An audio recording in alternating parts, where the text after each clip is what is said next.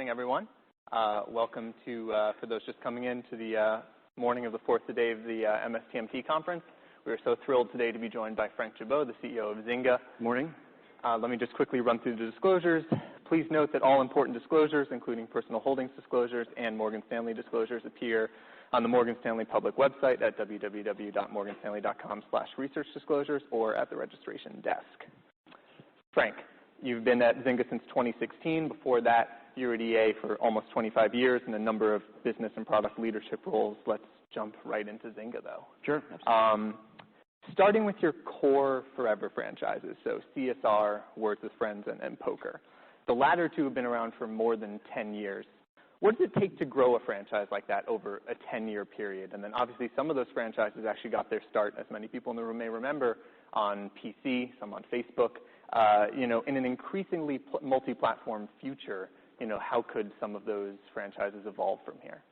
Yeah, it's really the total orientation of the company is to build what we call forever franchises. These are games that can last for years and years and years and are updated and kept alive frequently by game teams that are constantly producing new pieces of content, new features, so that the audience is constantly engaged. They have new things to do. They have new people to play with. It acts as an attractor for new players. It keeps current players engaged. And then if somebody lapses out of a game, we can keep it alive, and if they want to come back in, it's a very efficient way to recapitalize the player base by constantly keeping these games fresh and changing them over time. In the cases of Words with Friends and Zynga Poker, I think there's a few things that really work in their favor. First is they're based on game concepts that are very broadly appealing. Word puzzles, playing cards, been around for centuries, so it immediately is a highly accessible idea for players to come into. The games also, at their core, are very socially competitive and socially cooperative. It's a place to go and meet friends and play, competitively with friends or help them out with a puzzle in case of Words with Friends. So when you look at how the games have evolved over time, the feature sets have grown tremendously. We've added a lot of new features in Words with Friends like boosts, new ways to compete. We've changed the letter tiles. We introduced an in-app purchase economy in the game just a couple years ago that augmented the advertising business model. So we're constantly looking for ways to innovate and grow these games. Words with Friends is I think, 12 years old now. I think Poker's right up there. And I think when you look at a length of time like that, what you're seeing in interactive entertainment is that people will spend longer and longer times with franchises they love if they're kept fresh, if they're constantly updated. There's great examples in the industry of other games that have done that, like World of Warcraft and of course our lineup, where if you continue to focus on innovation and player engagement, you can really keep these games alive for a very long period of time. Earlier in my career, one of the kind of key things that I learned was that platform transition happens all the time in video games and mobile. It's something that you actually have to, platform transition has to be your friend. You have to kind of look forward to it coming, embrace it, and understand that you might need to change your business model, you might need to change your content delivery systems, you might need to change the game a lot, but the audience is going to be there, and they're going to be moving on to different devices, and they might be changing how they might interact with your game. But if you resist that, you can cause your company to go out into the wilderness. If you blow a platform transition, and I think almost every major game company has blown a platform transition in the history of the video game business, it takes a while to come back. Our company is an example of that, where we were very well positioned on Facebook, and the mobile revolution kind of went by us.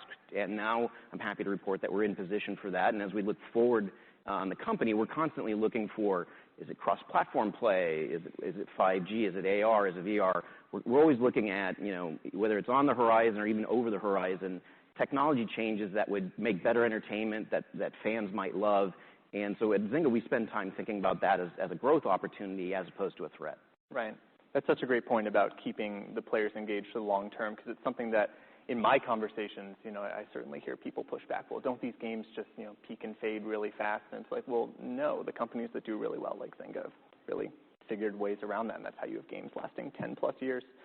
So in terms of, some of your acquired big properties, namely Merge Dragons and Empires & Puzzles, those have been really big growth drivers for Zynga in the past year. Can you talk about the trends you're seeing with those games as we head into 2020? And then obviously you have, last year you put out another game in the Merge franchise, which has been very successful. It's Merge Magic.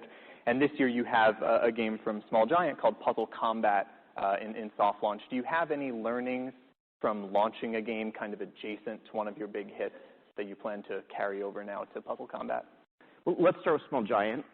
They have a game called Empires and Puzzles right now that is doing extremely well for us. It had an incredibly strong 2019. And the reason that it did so well is it's a really unique blend of a highly accessible game board where you play basically kind of match 3 puzzles, but wrapped around it are all these very elaborate engagement systems, which, whether it's collecting characters, playing PvP, building up your base. It's a very intricate design once you kind of pull away from the very simple, highly accessible front end. And we found that's the case also in the games from Graham. We like that kind of design. Our audience are really busy adults. It's not really, we're not aiming at the 12 to 14-year-old boy like you see in a lot of other categories.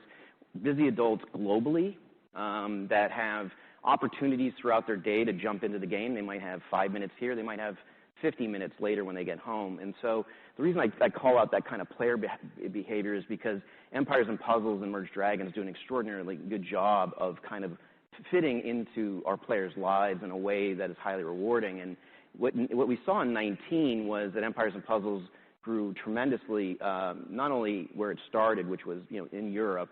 It had very good growth rate in North America, and then we also launched it in Asia. It actually hit number 9 in Korea on Android. We self-published the game there. So what we're finding is that the intellectual property is accessible, it's global, the systems underneath are working in lots of different markets, and we also are looking for new ways to innovate on those systems. So in 2020, we've already released, just in this quarter alone, a new season. And a season in Empires and Puzzles are new puzzles, it's a new world. In this case, it's Norse gods like Valhalla and all that stuff, which has been a huge hit. And then we also have introduced a Game Pass, which is a subscription layer, which allows players to enter the game, complete things, and it'll start to unlock levels of value inside this. It's called the Path of Valor. And fans really, really like it. And so just in this early part of the year, I could point to 2 innovations there. The roadmap of bold beats, which are what we call the content updates, is very robust for Empires and Puzzles. And so we have high expectations for the game in 2020. The next game from Small Giant is a game called Puzzle Combat, which if you look at Empires and Puzzles, that's more fantasy, monsters, spells, magic, clerics and paladins and all the classic tropes that you see from RPGs. Puzzle Combat is Arnold, it's Rambo, John Wick, it's all the big classic action heroes. It has more about tanks and modern weaponry. And so they're taking a little bit of a different take on the universe that you can go play in. They're looking at, the systems that underlie the current game and figuring out what works in this new context. And when we look at what we did with Merge, I'll get to Merge Magic, Merge Dragon in a second, is we have an assumption that they're going to develop in different markets. They're going to appeal to different audiences for different reasons. The mobile market's got 2.5 billion mobile gamers active, so it's hard to saturate a market. It can, but it takes a while. And so from our perspective, we want a game that's very complementary. There might be some crossover of players, and there might even be some players that have stopped playing Empires and Puzzles that'll come into Puzzle Combat because they loved it, but they're looking for something slightly different. And so those are all the things that we go through in terms of the thesis that we build, that when we're in test markets, we're looking at that data from cohorts. Okay, if this person played Empires and Puzzles, what's their propensity to play this, and how long do they stay? And we're constantly trying to solve for long-term engagement. So we're very excited about the potential of Empires and Puzzles combined with Puzzle Combat, but we're not in a rush to get Puzzle Combat out until we feel like it's in a position to be able to perform in the same context as the first game. And with Graham, which was the other studio that we bought in prior year before that, they built a game called Merge Dragons, which is a unique puzzle mechanic that allows you to combine things. Again, it has a big collection layer. You're building a base, you're collecting dragons, you're doing all kinds of cool things with them. And we saw the opportunity in testing that people wanted more magical creatures than dragons.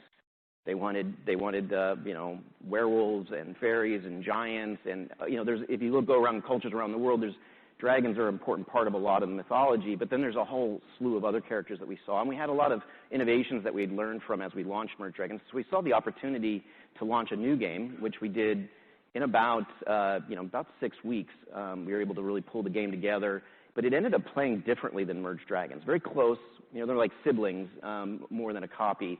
And we saw that they were starting to diverge in terms of their feature sets, and we thought that was a good thing.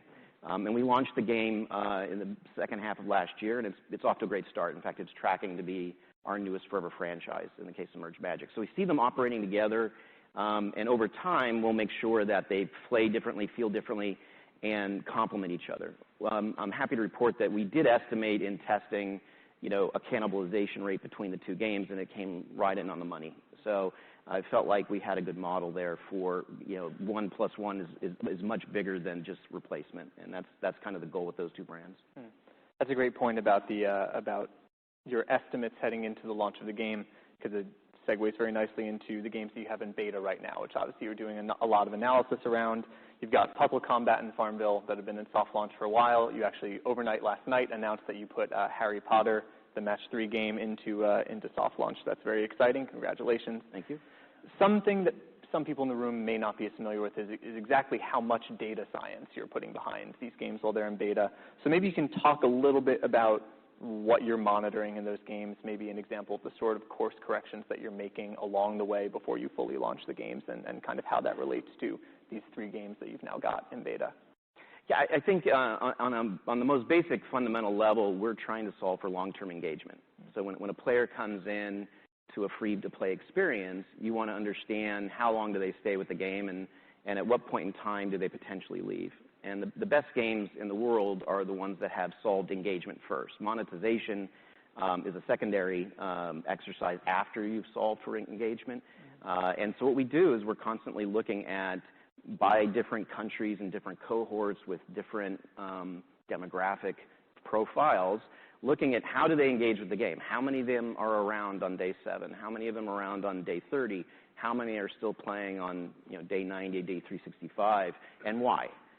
What parts of the game did they not engage with? Which parts of the games did they engage with, and why? And so what's great about mobile games versus, I spent a long part of my career, as you mentioned, in console on Xbox and PlayStation, is you don't get to test market in a highly predictable way. You kind of run a beta, it's close to launch, and then I hope it holds, and your R&D, you're probably $40 million plus in R&D at that point. On a mobile game, like I said, we launched Merge Magic in 6 weeks after we got some telemetry that said that this was, this could hunt. You can go very quickly, you can go very cheaply, and the important thing is to get into market and really understand how predictive, the results are that you're getting. And over time, Zynga's had a long culture built on product management and data science. So we have a lot of example data, a lot of institutional knowledge around, hey, in this country's good at predicting text stability. Because it's got high volume players, but it's not good for retention, it's not good for monetization. Hey, this is a really good country for monetization. So you'll see us test marketing in different markets at different times. We're running different tests, and based on how those are resulting, sometimes we'll price things really high to see what the breakage is. At what point is it too high? What point do we see the efficient frontier of engagement plus monetization? And so the beauty of mobile games is the capital requirements of them are quite low on R&D. The big capital requirement for a mobile game is in marketing, and it's performance-based marketing. So when you finally get the game out, if the game is configured with strong retention, strong engagement, really good monetization, at that point, that's when you can turn on the big capital, which is, okay, now we're going to scale it in marketing, and we're going to see how many we can install and what the lifetime values are. And so it's a very flexible model for developers. And I think it's one of the reasons why when you listen to our calls, we emphasize so much our live services portfolio, right? Because we assume the new games, could be awesome, but we really want to build the company off the portfolio of live games and have a consistent year in, year out growth, because we're running those businesses 24/7, 365, fully instrumented with data coming in all the time. It gives us a very good sense of directionally how we're going to do there. And then if a new game hits, like a Farmville or a Puzzle Combat or Harry Potter or Star Wars, that just increases the trajectory. And so, but it doesn't put the company at risk. Like a lot of game companies are very beholden to, hey, if this new game fails, we're in deep trouble. We've purposely constructed the company in a way that it's really more option growth value than the trajectory is going to change, because 90% of the business that we guide every year is based on what's unknown live game that's already out. Got it. So speaking of what's unknown, kind of zooming in on the present moment, obviously the very unfortunate situation we're all living through right now with coronavirus. Are you seeing any impact on your user behavior as a result of that? And how should investors frame the situation as it relates to your business?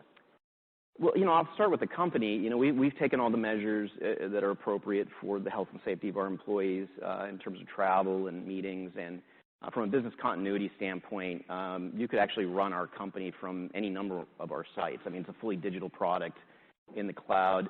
We're very distributed geographically, probably 12 sites around the world. So Zynga can operate in a situation where this becomes a problem for employees coming in. So working from home or working from different sites won't be an issue. So I feel like we're okay there. That was kind of job one. Job two is to kind of start to look at what are our players doing. And, whether it's a recession or a coronavirus or something like that, when times are a little rough, people tend to turn to entertainment when they have moments to escape or moments where they just want to relax or take their minds off things. And pound for pound, free-to-play mobile games on your phone are about the most efficient and effective form of entertainment out there. You can play it anytime, anywhere. You can get in. You can play for as long as you want. And so what we're seeing is that, in these types of situations, mobile gaming is pretty resilient. And our audience really sticks with us. And if they have more free time, sometimes a portion of that time does go to the games. Right.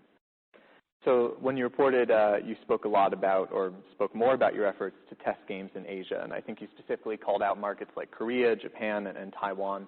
Can you update us? You mentioned, Empires and Puzzles and the Korean charts before, but can you update us broadly on, sort of what you're seeing with the testing in those markets? And are you considering tailoring titles to address Asia, or is it really just about building titles with broad appeal that work across all of the geographies where you operate? It starts with recognizing that mobile is a global opportunity. It's the largest platform in the world. It's the fastest growing, and new countries are coming on all the time. Like I think India's gaming revenue doubles every year, thereabouts. If you start to look at the countries, Africa, Middle East, I'm not even talking about classical Asia. There's from a mobile standpoint, there's tremendous growth yet ahead of us. And so when we look at the overall opportunity at 2.5 billion mobile gamers now, it's going to be 3. It's going to go higher from there because you just can't imagine that you're not going to want to have your phone on you. and it's enabled. And you have 5G coming. That's going to be a huge growth spurt for us in terms of making the channel more efficient, making the games more performant. It's going to create new distribution opportunities for us. So I really like the overall mix. And then when you start to scope into Asia, we fragment Asia immediately when we look at it because the markets are all very different. And we know we have to be successful in Asia long term, and historically the company has not had much of a business in Asia. And so we start with, can we take a global idea that's going to appeal to the total market, and then we call it culturalization as opposed to localization, right? Localization to me is you just change the language. But in these countries, you do see changes in user flows, monetization schemes. Some heroes are more popular than other heroes. If it's a game like Empires and Puzzles, some cars are better than other cars. So you'll change the marketing as well. And so what we've decided to do is we're going to enter Asia, and we've already started to do that, but we're going to take a very slow country-by-country approach where we looked at Korea first for Empires and Puzzles, and we saw that style of game really appealed to that audience. It's a heavy Android market. 2/3 of the revenue in Korea is from Android. Empires and Puzzles performs very well on Android. And then we thought about, well, do we go with a local partner or do we do it ourselves? And as we looked at the overall market dynamics, Asia is becoming much more performance-based marketing than what you've classically seen, where you would have to go to these toll gates to partner with them, and then they would bring the games to market. There's still opportunities like that I think might make sense, but I think it's more true now than it ever has been that we could go outside of China, that you can go direct into the markets, and with the right type of creative in your advertising and the right type of organic plans, you could actually self-publish. And so that's what we did as an experiment. And we started in Korea with Empires and Puzzles. It's gone extremely well. Japan is going really nicely. It's a little bit of a longer burn in terms of getting the chart position there. But as we roll through Asia, then we start to move through the other countries, Southeast Asia as well as Taiwan. And then, of course, China is really important to us. Given the status of China right now with some of the government regulation that's going on as well as what's going on in the country, we're taking a bit of a wait and see on mainland China, but for the rest of the countries in Asia, We're going to continue to roll out our new products very aggressively in terms of how we think about them. I don't know how much revenue is going to come for it. There's not much of it in our guidance, but from our perspective, we feel like we have the right approach. So you've spoken in the past about your flexible and sort of global approach to marketing and user acquisition spending, where you look across your whole portfolio, all the different genres and geographies that you operate in, and sort of choose to deploy capital in the highest ROI place that's available to you. Where are you in that journey? Is there a long runway of efficiency gains left? And then, does it get better just as you enter more geographies and more types of games? I think it's a continuous improvement type exercise. There's always going to be new ways to get leverage out of UA, and I think we're pretty good at it. But I think when I look at it with Jer and the team, we're very excited about what's in front of us, the new capabilities. Some of the unique traits that Zynga has will lend itself to that exercise. I mean, we have a diversified portfolio, so we see a lot of buying patterns. We have a global portfolio, so we can look at a lot of different markets. We've developed some unique tools based on our data science and product management. It gives us kind of unique insights into some of the channels and where we might get more yield than the next guy. Really, a competitive advantage in UA is measured in a few basis points. It doesn't need to be a hugely profound thing to be an advantage that will then flow through the whole business. So when we look at UA, customer acquisition is the most capitally intensive part of the business. It's the business that I think still has room to get efficient and effective and generate leverage. I feel pretty good about how our teams go about it culturally. We actually look at it, and the games look at it, as UA is earned, meaning there's the classic arbitrage of what's the cost to install and what's the lifetime value of the player. And it wasn't this way when we started, but now it's okay. We start with the product. Honestly, we don't look at the CPIs when we say, hey, if this category costs this much in North America to install, what kind of features do we have in the game? Is your engagement curve high enough? Do you have enough monetization? There's enough value in the game for players to have a high enough LTV? What's your conversion percentage? So we really use a lot of the data science and product management to look at that side of it first, and then because CPIs are always fluctuating, one category will get really hot, one territory will get really hot, and what we tend to do is in real time we will move those dollars to other places, and sometimes it looks like, hey, the chart position slowed down in North America. Well, if the CPIs are higher on a particular game in North America, it's not that we don't see growth worldwide for the game. We're probably spending in a different country. It could be spending in Germany. We could be spending in Korea, and just holding serve on North America until the CPIs come down or something else is going on. So I love it because while it is a large part of our capital in terms of the company, we have really good tools to understand on a real-time basis, on a daily basis, what the returns we're generating, and if we don't see we hold our discipline in terms of we see one of our great games, if it goes below the payout thresholds that we want, we'll stop, and then we'll go back and tinker with the game to try to get into position so that we can reinvest. Got it. So you recently gave a couple of exciting updates on sort of your broader pipeline, or rather maybe the philosophy around your pipeline. I wanted to hit both of them quickly in turn.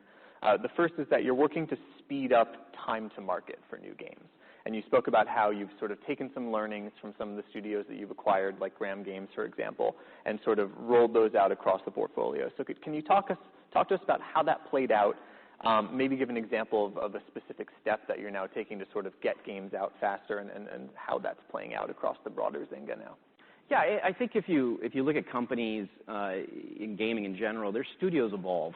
That you start with a particular model, you'll learn, you'll adapt, new talent comes in, you might try something that really works, and you go double down on that. And so I think I hit my 4th year on Friday at the company, and over that period of time, when we started with the studios, they were in a very different configuration than they are now. And if you look at what we started to set out to build there, we were building more the classic tentpole games, right?